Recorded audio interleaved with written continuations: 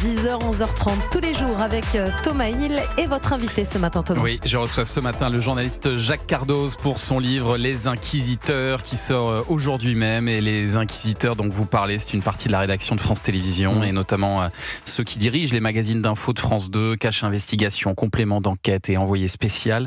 Pour vous, ces magazines, Jacques Cardoz, c'est comme un État dans l'État. Oui, c'est un État dans l'État, c'est un État très à part. D'ailleurs, beaucoup de journalistes de l'info aimeraient pouvoir aller au magazine, ils ne peuvent pas parce que ce sont des précarés. Je raconte quels sont les avantages pour les journalistes des magazines par rapport aux journalistes de l'info qui sont souvent considérés comme des gueux parce que c'est pas du tout le même traitement. Et je parle pas des journalistes de France 3, c'est encore un autre domaine. Donc oui, c'est un État dans l'État. Et lorsqu'on est journaliste des magazines, en général, on a aucune envie d'en sortir parce qu'on a un certain confort, on a toutes ces vacances scolaires, on a des bons salaires, je raconte tout ça dans le détail.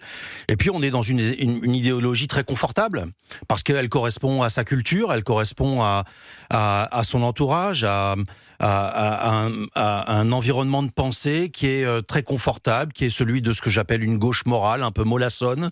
Et on veut surtout pas aller dans des domaines qui sont plus complexes. On veut pas penser contre soi-même. On n'essaye pas on n'accepte pas tous les sujets. On en refuse certains. Aujourd'hui, on a un journalisme qui n'est plus un journalisme d'investigation, Thomas Hill. Pour moi, c'est un journalisme d'insinuation. C'est un journalisme de destruction. C'est un journalisme qui consiste à essayer de démontrer quelque chose à partir d'idées préconçues. On va vers... Si je prends l'exemple d'un cache investigation récemment sur L'Oréal, moi, ce cache, il m'a pas du tout surpris. J'ai rien découvert. Il y a des milliers de marques de crèmes et on sort 2 crèmes, dont une qui, paraît-il, a occasionné des petits boutons rouges sur la peau d'Élise Lucet. Franchement, Thomas Hill, c'était ridicule. Mais vous le faisiez pas du tout, ça ? Vous le faisiez pas du tout à votre époque, sortez-moi les Jacques 100 Cardoz émissions qui ont été expurgées, sorties du player de France Télévisions. À peine avais-je tourné le dos le 15 juin 2021. 3 jours après, aucune de mes émissions n'était présente. Ça s'appelle de la cancel culture, mais c'est aussi parce que on savait ce que je pensais. Parce que tout ce que je dis aujourd'hui, je le disais en interne, je me suis battu pour plus d'ouverture, conformément à ce que nous ont appris nos pères, et en particulier Benoît Duquesne, le créateur de cette émission, qui était bien plus ouvert. Je vais vous donner des exemples. L'islam politique, aujourd'hui, est-ce que c'est traité dans les enquêtes ? Est-ce que vous pouvez me citer dans les 10 dernières années un sujet sur l'islam politique ? Vous l'avez fait, vous, à Complément d'enquête. J'ai fait... Alors, sur le communautarisme, j'ai réussi à faire une seule émission sur le communautarisme. Je raconte dans le détail ce qui s'est passé. Des rédacteurs en chef qui se désolidarisent. Des journalistes qui me disent ça, c'est pas conforme à ma culture. D'autres qui me disent, tu comprends, je me sens mal à l'aise. D'autres qui me disent, ah mais il va falloir aller en banlieue, ça va faire remuer des choses. Mais c'est ça le journalisme. Mais le sujet a quand même été fait, été diffusé par France Télé. Thomas Hill, j'en ai entendu parler, on m'a traité de facho pour cette émission. Mais c'est dingue qu'on en soit là aujourd'hui. Je veux dire, donc, prenons un autre exemple pour changer de registre, l'antisémitisme. Regardez les 6 ou 7 dernières années. Est-ce que vous voyez trace d'une seule émission sur l'antisémitisme ? Oui, une seule. Une seule. Vous trouvez que c'est suffisant ? On va dire aux auditeurs aujourd'hui et téléspectateurs, combien il y a d'émissions ? Si vous totalisez Envoyé spécial, Complément d'enquête, Cache, vous avez entre 80 et 100 sujets qui sont traités sur l'ensemble de l'année. Une seule sur l'antisémitisme, c'est 7 ou 8 dernières années. Prenons le cas de l'immigration. L'immigration est traitée par Envoyé spécial sous une forme qui est, quand je parle de sujet de confort, sous une forme qui est confortable pour tout le monde parce que par exemple, c'est les conditions d'accueil des immigrés en France.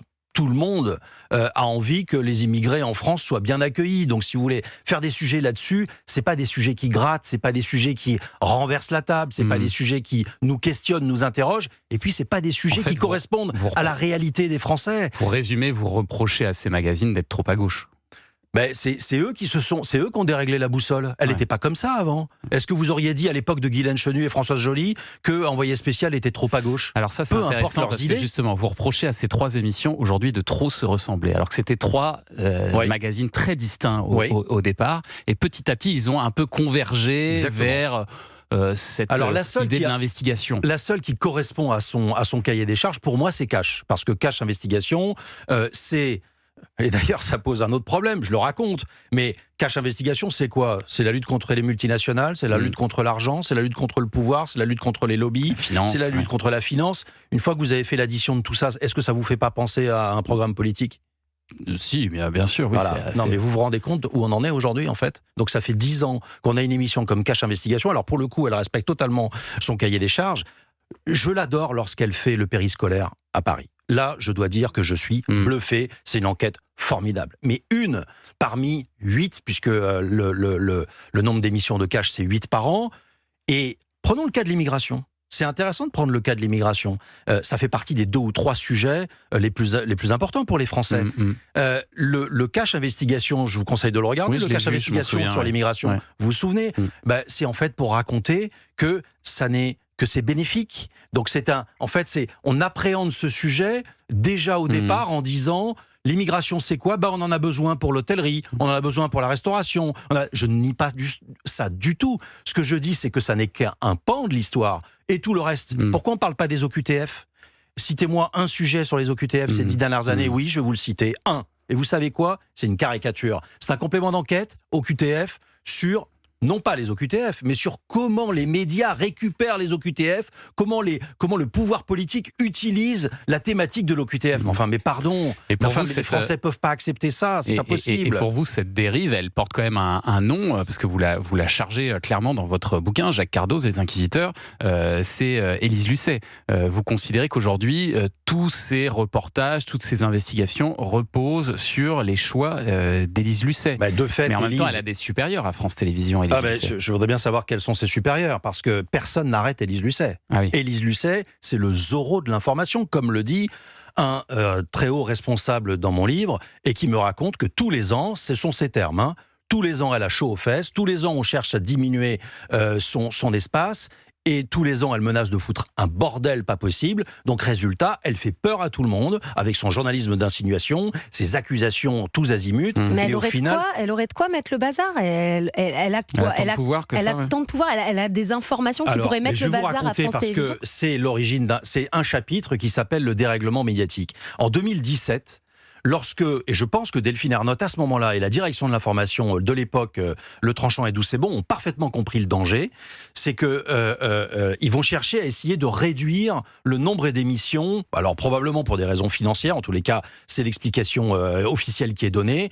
Je pense aussi, ça n'est pas dit évidemment, mais à ce moment-là, qu'il y a l'idée, peut-être qu'on s'est un peu trompé, on est allé trop loin avec Élise Lucet, on lui a donné trop de poids et trop de pouvoir. Moi, je pense qu'elle est parfaite dans le rôle de Cash, même si je l'ai dit. Je pense que cette émission a quand même un but politique qui est quand même très clair. Bon, une fois qu'on a mis ça de côté, je vois pas pourquoi elle serait à la tête d'Envoyé spécial. C'est quoi l'intérêt? Envoyé spécial, c'était le Paris Match de la télé.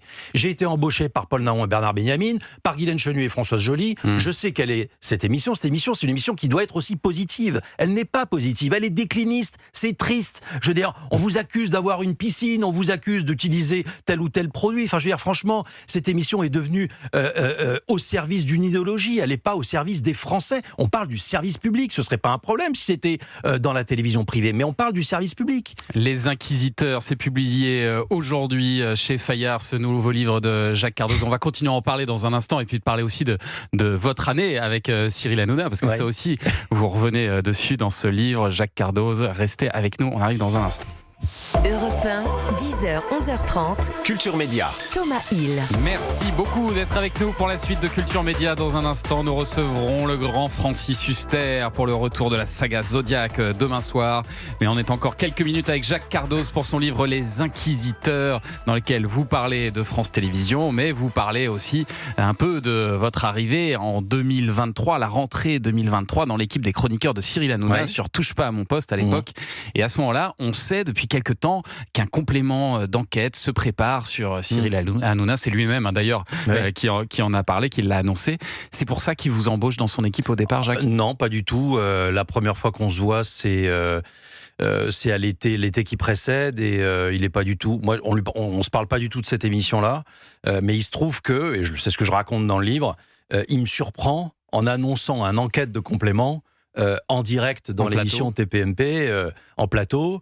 Et moi, j'aime bien, si vous voulez, cette dérision, et surtout, c'est ce que j'explique dans le livre aussi, c'est qu'on a besoin de pas trop se prendre au sérieux. C'est fou comme les journalistes, il faut toujours qu'on soit au-dessus de tout. C'est pour ça qu'on a appelé ce livre Les Inquisiteurs. Parce qu'il y a une forme de morale qui s'impose aux autres. On va vous dicter quelle est la morale, on va vous dire ce qu'il faut penser. Et puis dès lors qu'il faut s'interroger, du temps de l'Inquisition, ceux qui rendaient les lois, les jugements, ils s'interrogeaient jamais sur leur propre action.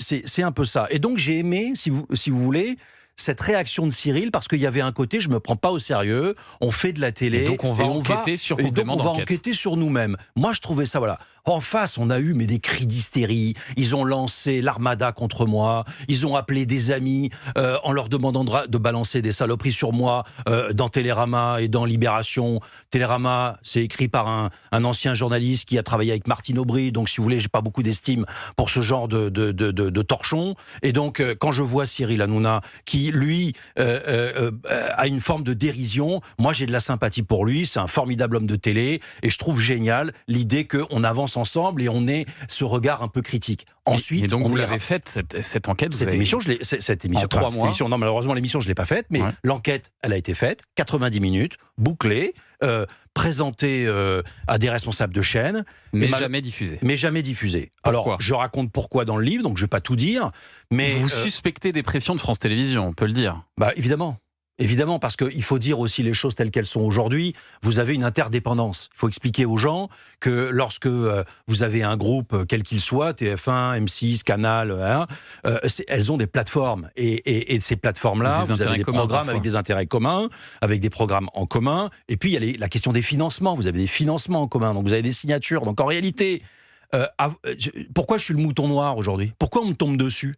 Mais parce que c'est extrêmement rare de pouvoir faire qui a intérêt à se mettre à dos tous ces employeurs en réalité. C'est impossible. Et d'ailleurs, je remercie Fayard, non mais réellement. Et je m'étonne qu'il y ait un certain nombre de médias qui ne s'intéressent pas, ou alors qui s'y intéressent en partant du principe qu'ils vont me défoncer. Ça va conforter l'idée de l'Inquisition. C'est ça la réalité. Mais c'est grave, Thomas Hill. On n'est plus en démocratie. Mais on n'est plus en démocratie. À partir du moment où le service public, Madame Ernotte, qui tous les jours dit « Mais bien sûr qu'on accepte l'autocritique, mais je suis interdit » à France 2, à France 3, à France 4, à France 5, à France Info Radio, à France Info Télé, à Radio France. Mais aucune de ces émissions ne m'invitera. Aucune de ces chaînes. Et j'ajouterais même que toute la sphère Pigasse ne m'invitera pas, que Libération, Le Monde, etc. Ils ont demandé le bouquin, mais qu'est-ce qu'ils vont faire ? Ils vont le détruire, voire le donner à France Télé, parce que c'est exactement ce qui se passe actuellement. Donc il faut que les gens se réveillent.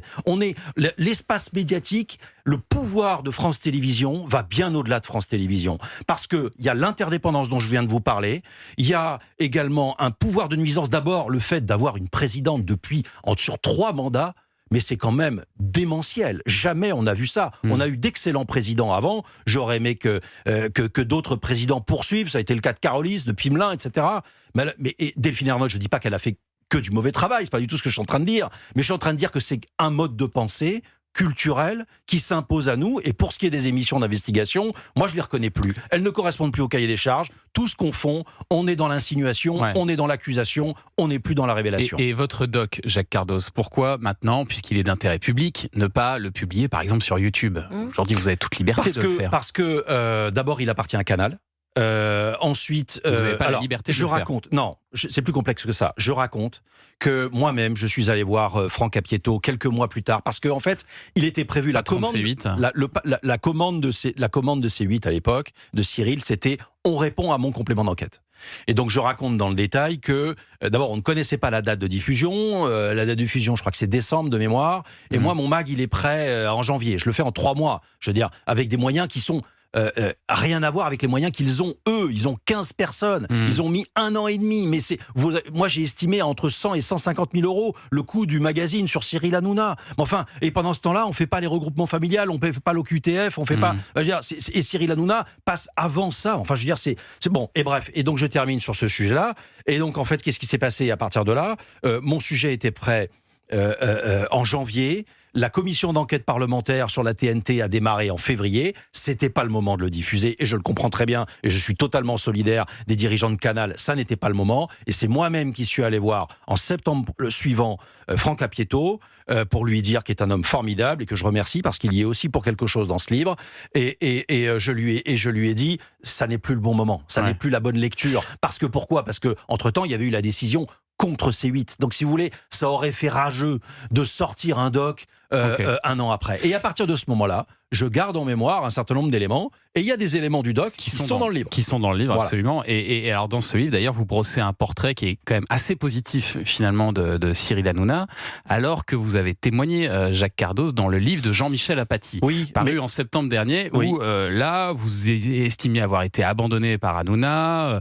C'est assez contradictoire, quand même. C'est pas contradictoire du tout. Je suis allé voir Jean-Michel Apathy en prévenant certains chroniqueurs que j'allais le faire et en disant je vais dire du bien de Cyril. Et c'est ce que j'ai fait. J'ai passé 1h30 avec Jean-Michel Apathy. On avait un déjeuner au cours duquel j'ai dit que du bien de Cyril. Il a gardé 3 lignes dans lesquelles, effectivement, on retrace l'idée que il s'est servi de moi, mais j'ai envie d'ajouter autant que je me suis servi de lui. Je veux dire, c'est pas un drame. Enfin, vous voyez ce que je veux dire. Et on n'est pas du tout fâchés. J'en profite pour le dire. Ils m'ont rappelé derrière. Il était question que je revienne. Voilà, ils m'ont appelé durant la commission. Il me rappelle plus, il répond plus à mes messages. Il y a eu un moment où j'ai trouvé que, c'était pas très classe de pas me rappeler. Bon, mais c'est une péripétie, c'est pas très grave. Donc on est vous seriez prêt à retourner dans son équipe, par exemple ? Non, parce que je pense que c'est ça le fond de l'histoire. C'est que moi, je voulais faire les mags. Vous m'aviez invité d'ailleurs. Et en février 25, juste avant la fermeture de C8, j'ai diffusé 3 magazines qui ont fait 500 000 téléspectateurs en prime. Quand je vois que Envoyé spécial a du mal à faire 1 million alors que c'est une émission qui existe depuis 30 ans, c'est un peu dommage. Mais enfin, on nous a coupé la chaîne, donc l'émission n'existe plus.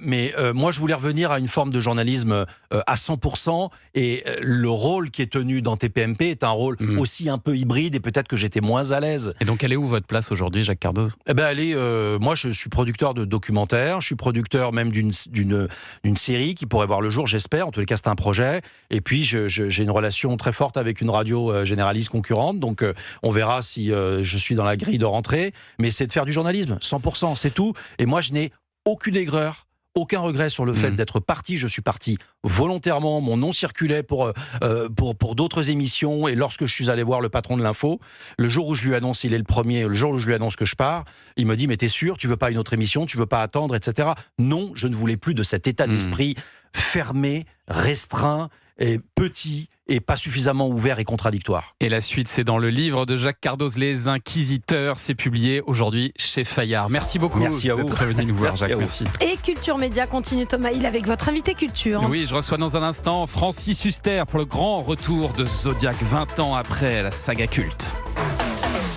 10h, 11h30. Culture Média.